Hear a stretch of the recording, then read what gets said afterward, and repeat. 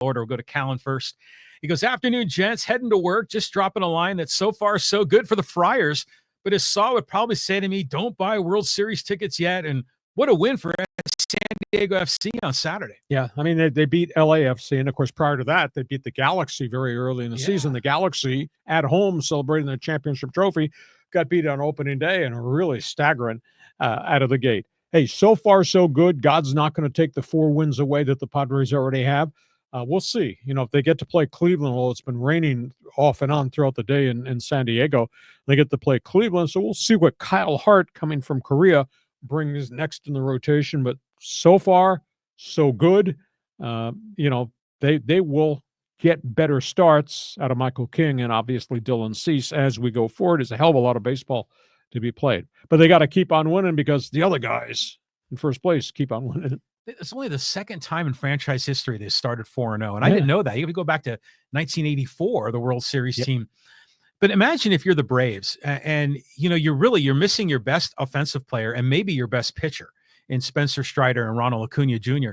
And now you've lost 4 in a row coming out of the gate. Now you got to go to play LA at Chavez Ravine. Yeah. You think that's going to be hard? Yeah, exactly. So, they may go limping home back to Atlanta. And we all saw in the very beginning that, for the wild card race, it's going to be the 2 teams in the West against the 2 teams in the East. So these wins, Padre Braves, may make a difference. But there's 162 games in the season. Well, every win counts. Okay, no problem there. Thanks, Callum.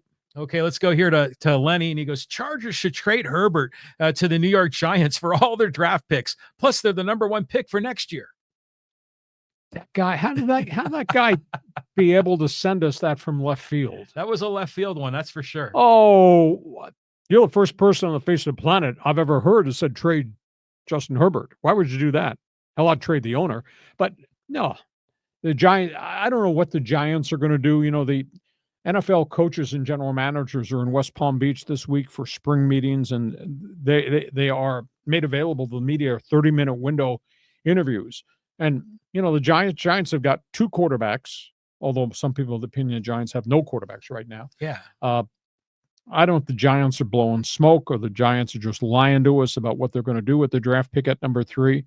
And we don't know what Tennessee's doing. Tennessee says one thing one day, and next thing you know, they hold 2 meetings and 2 workouts with Cam Ward. And then obviously got Cleveland, which is in the number 2 position. So they got a month to go before the NFL draft, but the Giants can get the right quarterback. Maybe they should, but for the Giants to jump from 3 to go to 1, they probably have to pay too steep a price.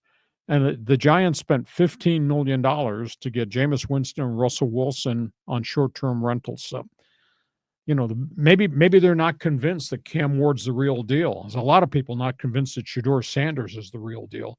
That's why he's kind of dropped down the board. I don't know what the Giants are going to do at this point, but they've kind of spent money to get 2 rental quarterbacks. So maybe they'll just stockpile high draft picks and just continue to draft offensive linemen, wide receivers, skill people to put around whoever the quarterback is going forward. Yeah, the whole thing there with the Giants, it's like they're the Pittsburgh Steelers of last year. And, they even have one of those 2 quarterbacks there. So it doesn't make any sense. And I don't know what the heck Lenny's doing here. Trade Justin Herbert. What are you talking about? Okay, let's go here. We'll go to Flegel. Talk some Dodgers. He goes, glad to see Mookie hit the walk-off homer, but with 1 out, first base open, and the winning run at third, Mookie should have been walked to have a double play opportunity to end the inning.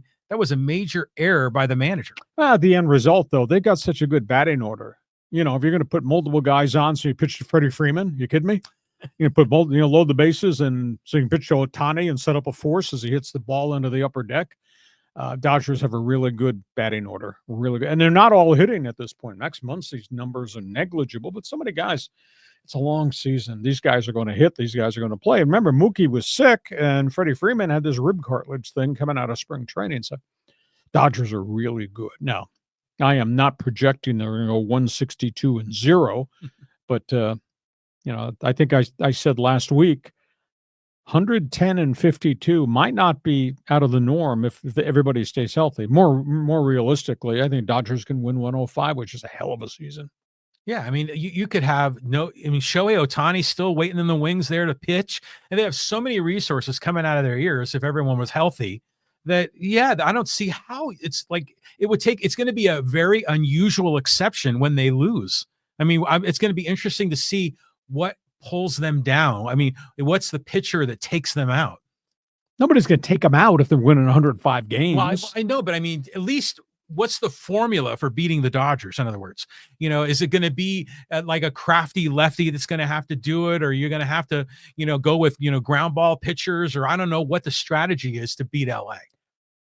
I wish we had the Dodgers coming in here early in the season rather than the Padres don't play the Dodgers till June, which weird. It's such an intense rivalry.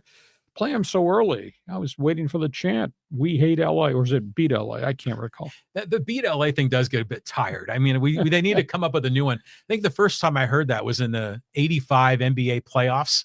Celtics Lakers. Well, it's commonplace now. Okay, interesting. Hey, Flegel, thanks for being part of this thing. Go ahead. Okay, you ready? No. Okay, here we go. Let's go to Jason. He goes, "Your lefty political crap is tired. Keep it to sports. The overwhelming majority of the country voted for what our president is doing, so deal with it. Country is not being torn apart." Jason, you're in the minority. Jason, you're entitled to your own opinion.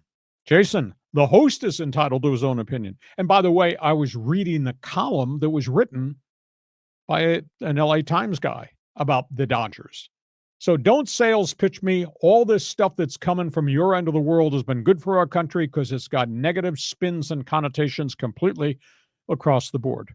But you're entitled to your own opinion, just like I'm entitled to my opinion. Now, the question is, when you have your own podcast, will you invite me on your podcast? See, this is cool because when you were broadcasting for 690 and 1090 and Sirius XM, did they have like a no politics rule or anything like that? Or, no. But did you ever dip your toe in that water at all? That's a good question. I can't recall because that was a while back, but I'm sure I probably did. I don't remember what the topics on the table might have been. Might have been something with the Olympics, might have been something with boycotts, might have been something with political corruption of the IOC. But yeah, we did. But no, nobody ever walked down the hallway and said, "You can't talk about this." Now, I talked about a ton of controversial things. Mm-hmm. I went haywire with the whole Tiger Woods affairs. Yeah. And I took a lot of crap. I made some comment, "Hey, Tiger's great for golf." By the way, Tiger wants you to buy his gear, buy his Buicks, buy his equipment, but don't buy what he is personally, because I was so offended about all the junk that came out with Tiger. And then the New York Post, I don't know if I ever told you this, New York Post, the big tabloid in New York City, they put out a calendar for that whatever that year was, and they had a different woman that was the calendar girl for every month. For Tiger Woods? For every one of Tiger's mistresses. Unbelievable. I thought you would have run and ordered 5 of them for your friends. Well, he's dating one of like Trump's... Vanessa Trump, Donald Jr.'s ex. Yeah. There was some connection there. And this guy's supposedly so private about private life, and now he's putting that on social media. He's lying in a hammock with Vanessa Trump. To each his own. I was never told, don't say this, don't say that. Well, good. I mean, but this is your show. The name is across the top there, so you share your opinion, and we know the way you get right to the issue. And I think it's great when you share this kind of stuff. John and I are going to figure out mechanically how to have another box in which you can vote on a question of the day. The question today would be, if we had this box, do you think the country's falling apart? Yes or no? And everybody on the right will be busting their ass to cast a vote, and everybody on the left will be standing there punching a button. I'd like to see what people do. I do these mini polls on social media, on X, on my account. I get an unbelievable response. You do? Yeah. And some of it's good and some of it's really nasty, but that's okay. But it's interesting, though, when you do those polls on X, you might give 4 answers, but potential answers, but sometimes like A and B kind of overlap a little bit, or there's a whole other option that's missing. But the point, though, is it gets people talking and engaging with it. And yeah, there is a way to do the polling in here. It's not built into this streaming software. I have to get like a third party and then figure out how to connect the two without having it take up all the real estate on the screen. So that's on my to-do list We'll to get figure it that out. poll. Hey, by the way, Jason, even though I disagree with your post, that's a neat picture of Gene Hackman. Isn't that Popeye from Gene Hackman, Yeah, French Connection? I think that is. Yeah, Okay. that is pretty slick. Jason, stay in touch. Okay, let's go here to Alan. More Dodger talk. Yes, do the Dodgers still look at Nolan Arenado or Elise Roberts Jr.? Will Dalton Rushing get a chance this year? If somebody gets hurt at Dodger Stadium, then Rushing probably is the first guy that's called up if it's an everyday position because he's a catcher. He has played some first. They spent all last year letting him dabble in the outfield. But at this point in time, as long as the roster's not coming up. I don't see the Arenado situation just because his contract is so big and the Cardinals don't seem willing to pay half the contract. That's why he was not traded in the offseason. I do believe Luis Robert will be traded from the White Sox, but then again, he's a good player, but he's had a lot of injuries. He's also a good player, which means you're going to have to give up a chunk of your farm system to make it happen. And where the Dodgers are going to play him. And the Dodgers have got so many young players. So I don't see them taking on more contract dollars right now. The payroll, I went back and checked over the cap, which does a computation of all the players' payroll. They say the Dodgers' total dollar value now on their luxury tax payroll is like $393 million, all-time high. Wow. Just amazing. Well, it's to your point, where do you fit a guy like that in the roster? Yep. I mean, you have to DH him, and maybe he only DHs against lefty pitchers. Exactly. But injuries change everything. Alan, it's a good question. You're looking down road. We don't have a need down road. Hope you'll join us again. Thank you. Go ahead, John. Okay, let's go to Gary. He goes, hey, that's why I always pitch inside to the skinny part of the bat. This is interesting. Padres going to get some too. Awesome to have another arm like Pivetta. Here we go. Above 500, saw, LOL. Well, I like the top three in the Padre rotation, even though obviously Dylan Cease and Michael King are a little bumpy with the first start. Pivetta came out spitting bullets. He's cut from a different cloth. I mean, he's just got I don't know if I call it a mean streak in him, but he's got a persona of, you get in the box, here comes my heat. Yeah. Deal with this crap. I was really impressed. That's his persona. And he was that way in Boston, as that was a young team that was around him. So I don't think we've seen the best of Pivetta because he's never pitched on a good team. He's pitched in bad situations. So let's just see. That first start was damn dazzling. Would they give up one hit in 7 innings? Yeah. He's throwing BBs. That was hella good. Hey, sucker, see if you're going to hit this. Gary, good point there. And in terms of the torpedo bat, baseball says it's legal. Baseball investigated. All pieces of equipment have to be approved by Major League Baseball. And even though, as I explained prior, the bat, it's a little bit thicker content-wise from here down to the label. I'm not going to say it's a paddle, but it's thicker with more wood here, less wood here. I think there may be more bats broken. Just start jamming guys because they're not going to be able to get around in good wood on the bat. That makes sense? It does make sense. But again, it's all the innovations. Have you ever seen the axe handle bats? Sure. Yeah. So those are a different innovation to this whole thing. And you see some guys, they kind of experiment with the knob in different ways. Yep. So I think it's cool. They're going to try it out. Hopefully, I'm sure the Copycat League and other teams are going to jump on board. So you're in favor of George Brett Pine Tar too? Wasn't that just one of the greatest moments in baseball history? He comes flying out of the dugout. I love that. The Pivetta thing is interesting because I had, just looking at the video clips of when he was with the Red Sox, I got a sense of him being a firebrand and, getting out there like a warrior. And we saw some of that. But what was interesting to me is they interview him after the game and ask him how he's doing. And you could tell this guy is a thinking man. He comes at it from a little bit different perspective than other pitchers. But he talked about how he felt he was really honored to be here with the Padres. And I'm thinking, this guy played at Fenway Park with the Red Sox, and he's honored to be with the Padres. And it wasn't like a canned phrase. You could tell that he really meant that. And I'm thinking, man, how far have we come in San Diego? Yeah, guys want to be here because there's a track record of success. And by the way, AJ probably does pay his guys pretty well, too. Yeah. And, and it's weird how his contract's structured. It's kind of a little bit in the beginning. Well, he did them to help him financially. Next year, the dollar value is $19 million. Well, if he can keep this going, man, we're golden. And in Vasquez, he's kind of had a lot of traffic on the bases like Blake Snell, but he got through it. You're not ordering World Series tickets after one Randy Vasquez start, are you? No, but you just got to be, hey, all right, because we're winning with guys that we didn't expect to be that big of a contributor. We're 1 week into the season. We haven't really won a hell of a lot. You got to play 4 games, you win 4. You can feel optimistic, and it's early. But. Okay, yeah. I mean, we'll we'll just make a note on the calendar that we will reevaluate your emotions May 1st, June 1st, July 1st, August 1st. Oh, yeah. Yeah, we will. Okay. Next question. Thanks Okay. for being with us. Okay, let's go here to Chris. He goes, ladies line screaming off the hook.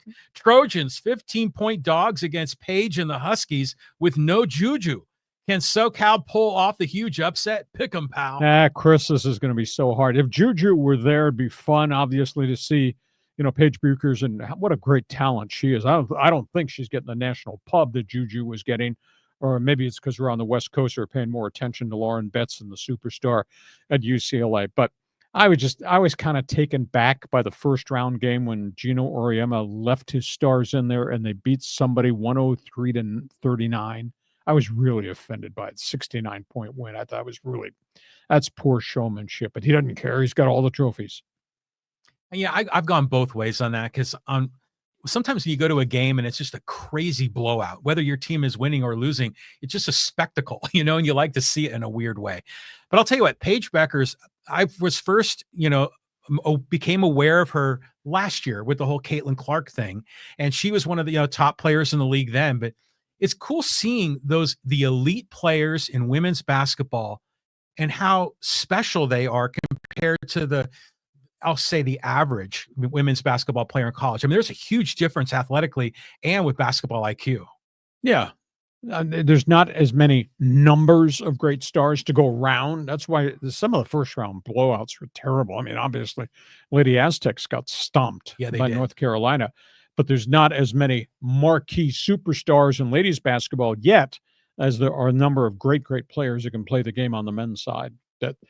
It's good. I mean, the Final Four is going to be kind of cool because I think we all know who the stars are going to be. And I feel bad that Juju is gone. And that injury was so significant. I went back and watched slow motion replay, and to see her knee buckle at the bad angle it did, I thought, holy cow. So when she went down, it was like down in a rumble. And you could just see she knew right when she fell that this was a devastating injury. And they're talking 12 to 16 months, which that's a significant injury. Yeah, and there's like you say, so few women basketball stars to go around. You want to see them all on the big stage. Hey, thanks for calling, Chris. Join us again. Thanks for calling. Okay, here we go, Lee. More of this. This is from Robert, and he goes, in favor of the Dodgers going to the White House. Dodgers fan for life. So he agrees with Stan Kasten. We earned this honor. This is what getting a World Series ring is all about, this honor at that place, the White House. And I sense that. I understand that. But then Kasten got really up in arms when Dylan Hernandez, who I know really well, just kept asking him, does this feel bad to you? All the things Dodger baseball stands for versus what that man and that White House and all those people stand for? Now, some of us are offended. You're not offended? Okay. But if your brother lost his career because that guy walked into that business with a chainsaw and cut the top 1,000 jobs in the Department of Education or NIH health or in medical research, here we go. You would not be offended? Would you not be offended? And by the way, if your brother, your father, your uncle was a war veteran, honored for his military service, and lost his job because he let that guy, Elon Musk and Doge, come in and cut all these veteran jobs without explanations, without reviewing their resumes or accomplishments, that's okay by you? That's the point that kind of sets me off here. And then when I read the Dodger column, that's what Dylan Hernandez was making reference to. Dodgers are taking the quality of their history and their product, and they're going to the White House. They're going to stand next to that man that sanctioned all this stuff that's happening to society. And Jason said there's nothing wrong in the country. Country's not coming apart at the seams. I allow you to stand on your street corner. I'm on my street corner, and I know what I feel and what I believe. Standing on a corner in Winslow, Arizona. Throwing rocks. Yeah. Just in today's environment, it doesn't matter. Everything gets politicized unnecessarily. I mean, this should be like an Americana moment. The World Series winner going to meet the president of the United States. We're all flying red, white, and blue, but it turns into this thing unnecessarily. In my opinion, but it is what it is. So I mean, if I'm, you don't want to deny a young man's opportunity to go to the White House to experience the event. Yeah. And meet the president, whoever it is. But on the same token, you'd think, man, just can we find another way to do this? Like, just invite us on the Tonight Show or something, rather than having it at Washington D.C. And what is Trump going to probably cater it with Big Macs? I just have a huge issue with people say nothing's happened. My ass, nothing's happened. Look at our society and what's happened. I mean, you and I said we were going to talk politics very often, but at the end of the day, if it were your brother, if it were your cousin, if it were your son, and he got his head chopped off because of that guy, with all these rules and all these things he's mandated Doge, would you not be bothered, not be offended, be enraged? Offended? I know. I think that word is thrown around a little too much. If he ended his career. But no, you know what? Okay, you want to get political. I'll keep it really tight and inside the boundary lines here. The federal government is $35 trillion in debt, has a deficit of near $2 trillion a year, despite record revenues. They need to cut spending. And the way Musk is going about this is terrible, but the objective is good. Okay. Now, but in the end, all of these trimmings of 1,000 people in this department or that department, in the end, that makes very tiny difference in the end result. Because if you really want to get down to the thick of it, they're going to have to address defense and entitlement spending if they want to address deficit and debt seriously. Concur with you, but not easily done. And you don't do it with a chainsaw as if we're laughing and we're cutting all these heads off. That's Javier Milei down in Argentina. They're picking up that chainsaw shtick from him. I'm not going to apologize for putting this topic on the table because it did involve sports and it did involve the media. And therefore, we have to talk about it. We do talk about it. We'll have to agree on it. That's okay. Next one. Go ahead, John. Okay. So let's go here to Joe. And he goes, hey, the University of Houston has never won the NCAA men's basketball championship. It came close with Drexler and Phi Slamma Jamma. And was it Georgetown that beat them? It might have been Georgetown. Yeah. But they were really good. Guy Lewis, I think, was the head coach. What a collection of unique people they had, obviously led by Olajuwon. Yeah. But it was a really, really good team. And I'm just fascinated by Saturday afternoon. All things Duke's offense versus all things that coaching staff's going to throw out there defensively. Houston's number 1 in the country in defense. They're going to slow them down, but they're still going to hit shots. I just don't know that Houston's going to have firepower to handle the physicality of Duke's defense and to keep up with Duke's offense. No? Yeah. I mean, yeah, you're right. I mean, it's not just Cooper Flagg. I mean, that team is loaded. But interesting is Houston's sort of kind of like a big boy version of the Aztecs, right? Or at least of the Aztecs 5 years ago when they were aggressive defense and had trouble getting the ball in the hoop. But the weird thing about this is I was talking to my son and he was living in Houston for about a year. And I was asking him, do people in Houston talk up, the Houston Cougar basketball? He goes, no, not really. It's not really what we talk about. It's usually we're still talking about the NFL and maybe the Houston Rockets or the Astros. And then he made a comment. He says, yeah, Houston was different in the 80s when there was the Phi Slamma Jamma. People referred back then as the good old days. And Houston was like this up and coming city. And they had the Twin Towers with Sampson and Olajuwon with the Houston Rockets. And I think the Astros, didn't they get deep into the playoffs in one of those years in the mid 80s? So it was a different city back then, because I was trying to tell him more about the whole Phi Slamma Jamma thing. Cause I remember that was hot in the 80s. Houston. Good team. I just don't think they have enough firepower to hang with Duke. No, that's going to be a tough go. Okay, thanks for joining us. Next question. Okay, let's go here to Dave. And he goes, yikes, I'm going to go to San Diego FC match this Saturday, hoping for a family-friendly experience. I think you will. They put on a great show. Their packaging is just phenomenal. I just hated to see the homophobic slur issues that they couldn't control. And now the junk coming out of the stadium with these gangs. And I've never seen anybody assault police officers the way they were sucker punches. Guys running by, sucker punching a cop, and then keep on running. And the security guys leaning down trying to help the cop. And these guys are getting kicked. I don't know how you control. I just don't know the methodology and the mind thought of soccer fan who's liquored up that he's going to do this because he's a soccer fan and I can't. You can't do that. A little civility, please. Get off my lawn. Yeah. He's all liquored up, coming in our house.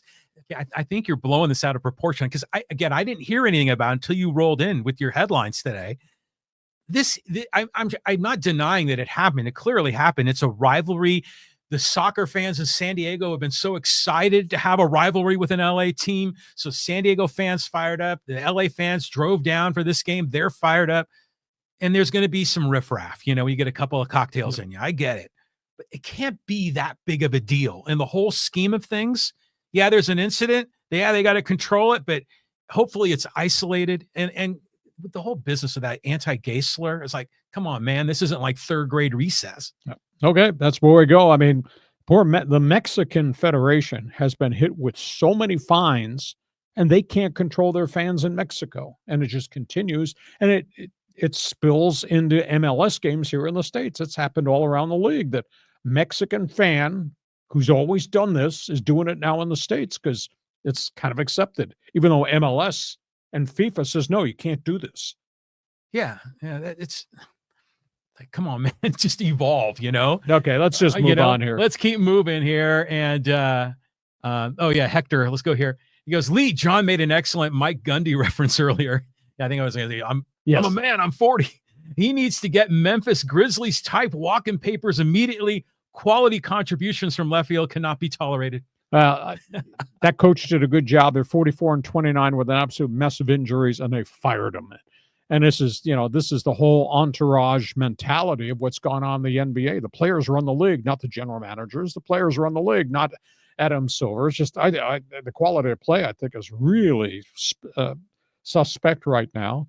It's just a different time. And I don't know how the hell they're all going to back to make the NBA complete, make it better than it is. There's no doubt we get to a championship round, we're going to see some great games. But leading up to NBA playoffs, quality of play, I think, is just really poor. Yeah, I try to watch regular season games, and it's hard. I'll just kind of channel surf through them. Let's get to the playoffs, and then it kind of gets real. Okay, we carry on. There must be some other people here who got some other opinions, other topics. Go ahead. There are, and there's a one theme that's running through this, and I think this is a good one. This is from Shane. He says, your show is awesome. The politics aspect is lame, however. But we have to cover it because it involves a sports team or it involves a sports personality. So why would I ignore that? Now, am I entitled to an opinion about politics and what's happening in our country? Hell yes. Now, maybe you voted on the other side of the street. That's okay.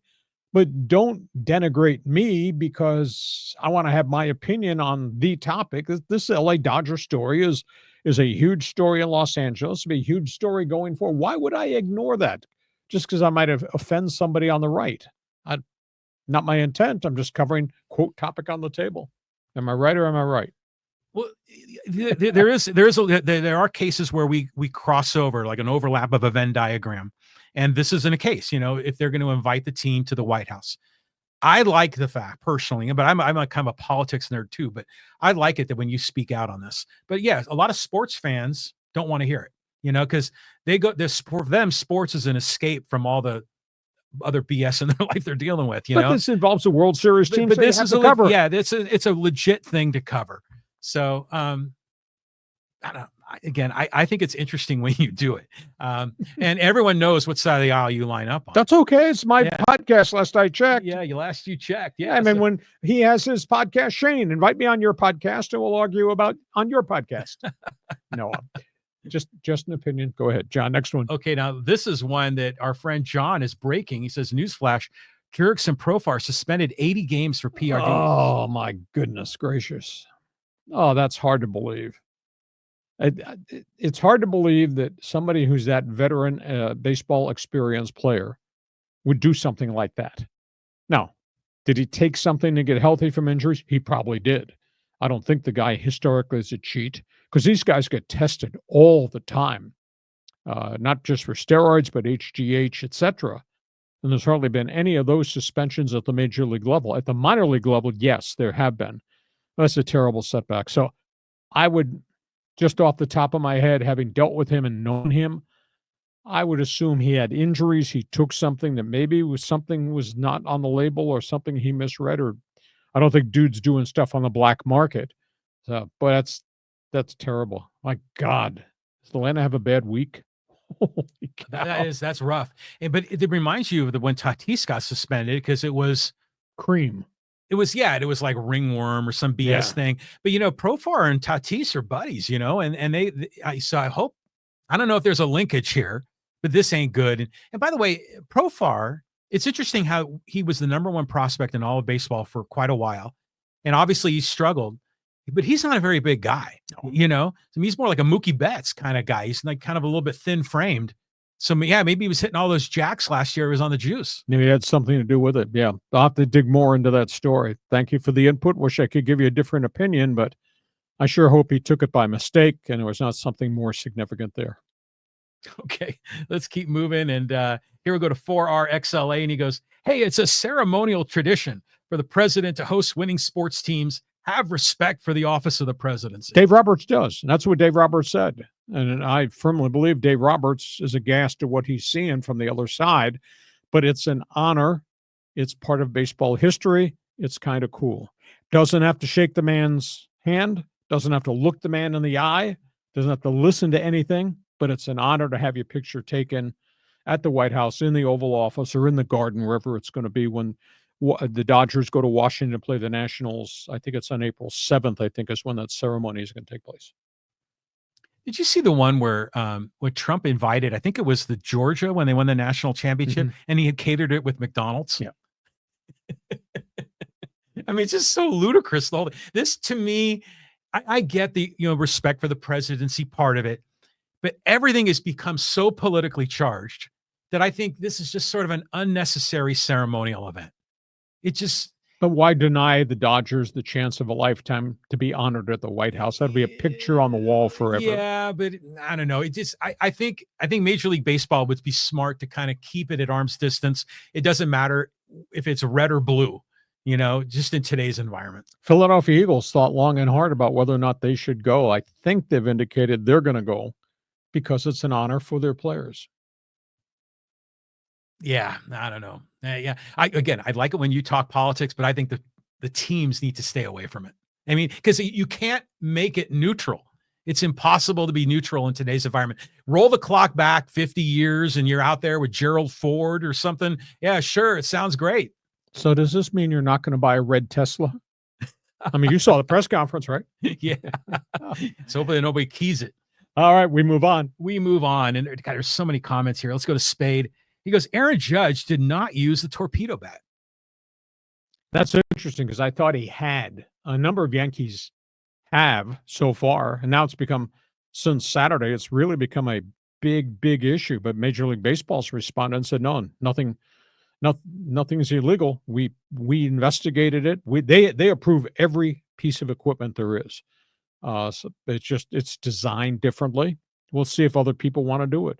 It was interesting. The manager, Pat Murphy of the Milwaukee Brewers, whose team got killed, he's of the opinion it's not illegal. They just figured out something from a science standpoint that benefits them. Maybe we need to look into that too. Pat Murphy needs to find pitching. Holy cow, their pitching staff is just a disaster. They were getting reamed again today by Kansas City in the Monday game. You ever play wiffle ball? Yeah. And the traditional wiffle ball, that bat is like a toothpick. Yeah. It's really skinny. And now it's so fun to play as a kid. And I learned to throw curveballs. But then there's the other wiffle ball where it's like a giant club of a bat. And when you go from that skinny bat to that fat bat, I remember as a kid, you felt like you hit the ball to the other side of the street. Yeah, but there's holes in the ball and the wind slows the ball down. But the point is that it was a fatter bat. And the fatter bat hit the ball further. You even see that in like travel ball. There are bats that are bigger than they allow in Little League. So this, to me, it's an advantage to the hitter, but I applaud the innovation and the ingenuity coming up with the way. And now the rules makers may need to adjust, or the league's going to copycat. I mean, I'm curious to see where this goes. So why did you hit a pop foul down the third base line using his big bat? You're telling me how good this is, and this is great. It's going to change, and you're hit a pop foul just behind third base. Yeah, well, this is cool though. I think it's innovation. The crazy things I remember with bats is, who was it where one of them exploded with Super Balls, I think, and then there was another one that it blew up and there was cork in the bat, and then there was the other story of Albert Bell going through the HVAC system to get a bat that the umpire stole up in Boston or Fenway Park. Yeah. So all these, it's all part of baseball folklore. The bat. Tell you what, I was a pitcher, and if you cheated, I'd dot you. I would plunk you in the ribs. Don't stand over Don't home get plate. dotted by Hacksaw on the mound from 45 feet. All right, a couple more here before we get to social media. Give somebody else a chance to scream. Go ahead. Okay, well, I'm gonna. This will be the last live chat before we go to social media, and we'll end it with this. Here you go. Flegel says political talk can involve sports. Just leave politics out of sports talk. Well, because it involves the Dodgers, we have to talk about it. Yeah, we'll talk about that. Enough topics on the table, but I don't know. I feel it right now. I feel there's a column coming on my website about this. But anyhow, all right, let's go to social media. Okay, here we go. Let's go to Dave Wright, and he goes, "Trash that Dodger hoodie. Might as well wear an I Love Spanos hoodie. Don't be a traitor, Hacksaw." I'm not a traitor. I cover it all. I comment on it all. I like all the teams. I like the sports. I like the events. You're going to have a heart attack. I show up wearing a NASCAR jersey next. Come on now. My fashion critics. How come nobody ever comments on about the garbage this guy wears? Oh, come on. No, but it was funny that you rolled in with that Dodger hoodie. But you told me in the memo you said we're going to dress for opening day. Yeah, I called Mrs. Hacksaw, and she laid your pants out for you on your bed.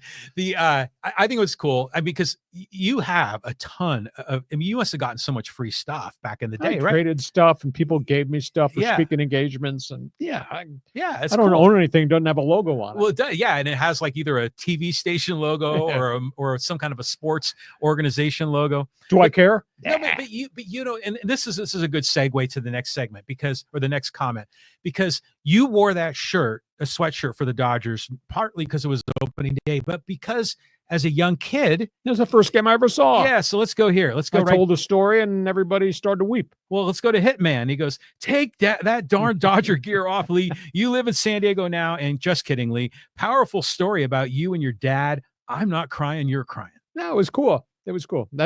And I had never really thought about that till I actually got here, and you were barking at me about wearing this Dodger logo.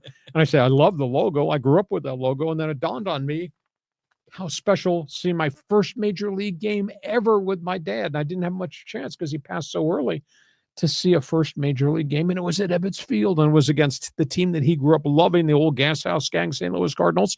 And it was the Brooklyn Dodgers. And it was so cool. And then he took me to see a Cleveland Indians game. And I got a hat with Chief Wahoo on it that I still own. So that was at Yankee Stadium. Yankee Stadium. Yeah. Early win. Whitey Ford. Indians always lost to the Yankees 2-1, and they lost 2-1. And they had really good teams back when I was a young pup. Now, your comment about the Dodger logo, and it is a classy logo. Sure. But it's sacrilegious for me to say this growing up a Giants fan and now a Padre fan, but a Dodger uniform is beautiful. Do you like the gold thing they opening ruining it? That's terrible. Oh, okay. I don't like that at all. But what I've always loved about the Dodger uniform is the red number in the front of the jersey, because everything else is blue and white, and it's clean, it's sharp, it's traditional, it's been that way forever. But there's the story behind the red number, and I think it had to do with Jackie Robinson and getting into the World Series. They made a special World Series uniform, and they think they changed the color, even though it didn't appear on black and white, but it was like a different shade of gray. There's some backstory to that I thought was really interesting, but that's a cool look. Yeah. Got to admit. And the Yankees have had pinstripes ever since they had numbers on uniforms back in the Babe Ruth era. The Yankees have always worn pinstripes with NY. The Yankees do have the Yankee bat and hat. That's always been their logo forever and ever, but they've never actually put it in other parts of the uniform. So, well, have you seen some graphic artists have redone that logo with a torpedo bat inside the logo? But whenever any other baseball team goes to pinstripes, it just seems like a copycat thing. My favorite Padre uniform. Should I bring it up now, or do you want to piss people off and they'll stay angry till Thursday? My favorite Padre uniform is when the Padres went to pinstripes. Their colors were blue and orange. Yeah. During the Kevin Towers era. And they had white home uniforms, blue pinstripes, with the Padre flair, with the lettering in orange borders. I thought that was really, really cool. I like the brown and gold now, but I didn't like the original Taco Bell uniforms they used to wear back in the day. It's funny how the Taco Bell uniforms, that's a great line from Garvey, but they were kind of fashionable. They were like ugly that they were cool, when the bring back the brown thing started. in my opinion, the uniforms we have now are the best they've ever been. They're the blue and orange ones were good, but the problem is that the San Diego is having an identity crisis, because the brown and gold people made fun of the look, made fun of the uniform, even though some of them I thought looked kind of interesting. Then they went to blue thinking, oh, Navy Town, but blue is Dodgers. You can't do blue. Yeah, but blue with orange But was not Dodgers and had pinstripes. Yeah, so it was blue and orange, and that was okay. That's like Denver Broncos, but it was still blue. And there were so many blue teams in baseball, and like you'd be in a bar, in a sports bar, you look up at the TV, and there's so many blue teams and red teams. Look up at TV now, it's brown and gold. You know who the hell it is. Yeah, and I like that. I like having that unique identity, kind of like how the Oakland A's have a unique identity, kind of like how the Seattle Seahawks or even the LA Chargers have a look that when you see it, instantly it's that team. And so this whole idea of bring back the brown is wonderful. And I think the uniform guys, they hit a home run with the unis that they're using now. And I like the swinging Friar logo. I think that's kind of cool. Oh, yeah, with the guy with the bat. Yeah. No, they might have to redo that logo too with a torpedo bat. Okay. There's counseling you can get for this psychiatric problem you have about uniforms. Okay, we move on. Okay, let's go here. We'll talk a little March Madness. This is with John. He goes, it's cyclical. It's also not a very good brand of basketball. The sky's not falling. It's changing. March Madness, I don't think will ever be the same again. If the NIL bylaws stay in effect and it becomes free agent bidding, none of the mid-majors are ever going to get there again because their players are never going to get to the finish line with their original schools. The top player from Butler is going to wind up going to Purdue or Indiana. Top player from San Diego State is going to wind up in the Pac-12 or somewhere else. It's an epidemic that needs to be controlled. And at this point, they haven't figured out how to control the NIL, cap it, prevent these raids. And the reason is 14 teams from the SEC made March Madness is now suddenly the boosters are showing up writing checks and everybody's got an NIL account that can go buy players. Would you ever think Ole Miss or Mississippi State to be a Sweet 16 or Elite 8? They can now because they got money to buy players. And where are they getting them from? They're cherry picking the greatest player ever at Appalachian State or Wyoming or wherever. So it's just different. I don't think we're ever going to see the Butlers of the world get to the Elite 8. This is opportunity for the players. It's just like in your business, in sports journalism and broadcasting, they cherry pick the young talent from the minor leagues and bring them up to the big league club to be a play-by-play guy. So to me, it's no different than the regular world. But it is different. It is changing. And it's disruptive, and people are freaking out about it. But I want to go back to this photo. There's a picture there of Magoon Guath. Did you see that San Diego State is one of his schools? He might come back. I believe that one. I see it, but I don't believe that's possible because I think that somebody's out there has already probably offered him a wad of money. And you're going to pay Magoon Guath. How can San Diego State rationalize paying somebody $500,000 or $1 million? And I swear to you, that's what's going on. But and that's all these the market. Donovan Dent, got 2.2 to go back to UCLA? How can you deny that young man that opportunity? I'm not denying it. It's the situation that exists. But in the bigger picture, Mr. Capitalist, I don't think it's good for the industry. Well, did you notice how Indiana was one of the teams that spent a gazillion dollars and didn't make the tournament? Mm-hmm. I think UW was another one. But I saw a Facebook post someone had, and it was of the whole Indiana Hoosiers roster, and every one of their players is gone. They're either graduated. There was one that went into the portal, or all the others. They either graduated or went into the portal. They have nobody on their roster. They have to rebuild the whole thing. So the point is that money didn't matter. They spent more probably than most teams, and they didn't even make March Madness. Yeah, they spent more, maybe not the right player. Yeah. That's where your quote general manager comes in now. Every school's hiring a general manager to run the business of basketball. But before probably boosters were saying, here's a big wad of money. I want that player, and the coach might be like, I don't know if I want that player. There's probably a lot of that kind of thing going on. I still think it is. I just don't think it'll ever be the same again. I'd love to see Guath back here. I would pull the word loyalty and paste it, to his profile.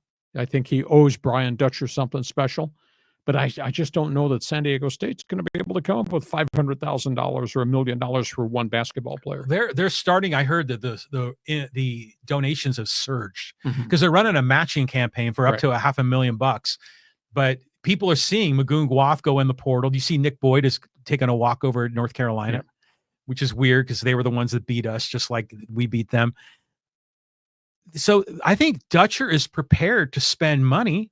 It won't be as much as the other universities, but it's not like they're not going to give out dollars. If they have to give out $500,000, $1 million, if it makes sense, they're going to do it. Good coach, contacts everywhere. Sadly, he'll probably raid and take the best player from the Big Sky Conference. Yeah, and that's going to happen every other place until a new set of rules put into place. But I do think the sky has fallen. I mean, these veteran coaches are just beside themselves. Doom and gloom. I'm just dealing with my perception of what the world is.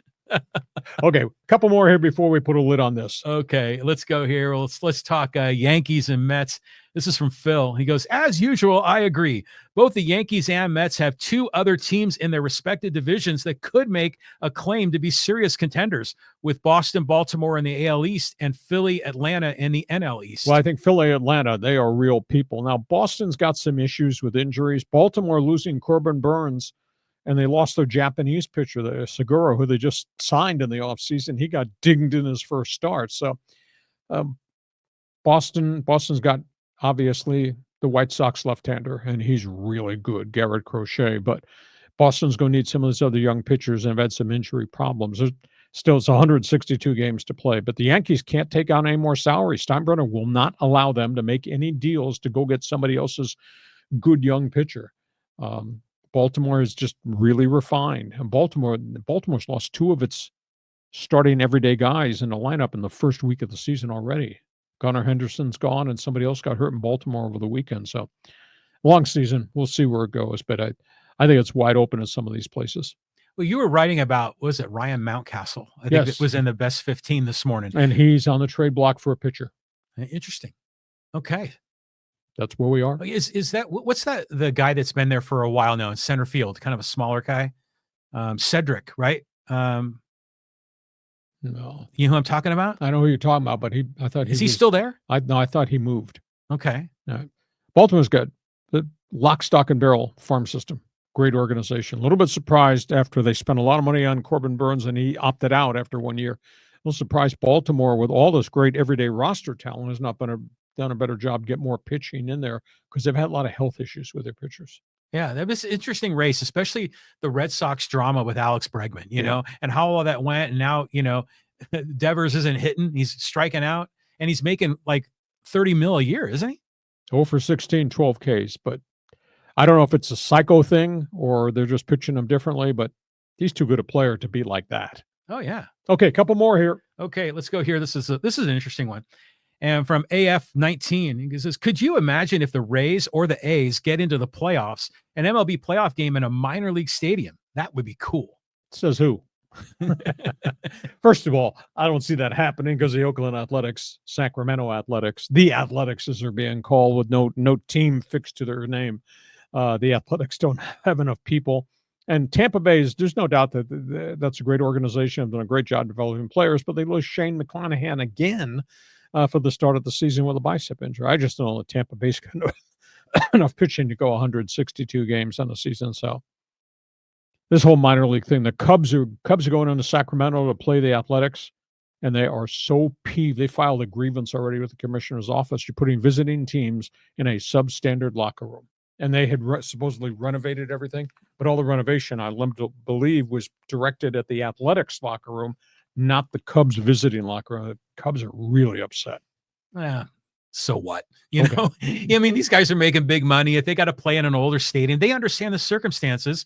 The A's are moving to make Major League Baseball bigger, better, more money for everybody. But that's 3 years worth of heat and humidity in substandard facilities. Well, it's just like at the White House. They say, it's just like a bath remodel or a kitchen remodel. That's what the A's are going through right now. So I don't care about the Cubs complaining about a clubhouse.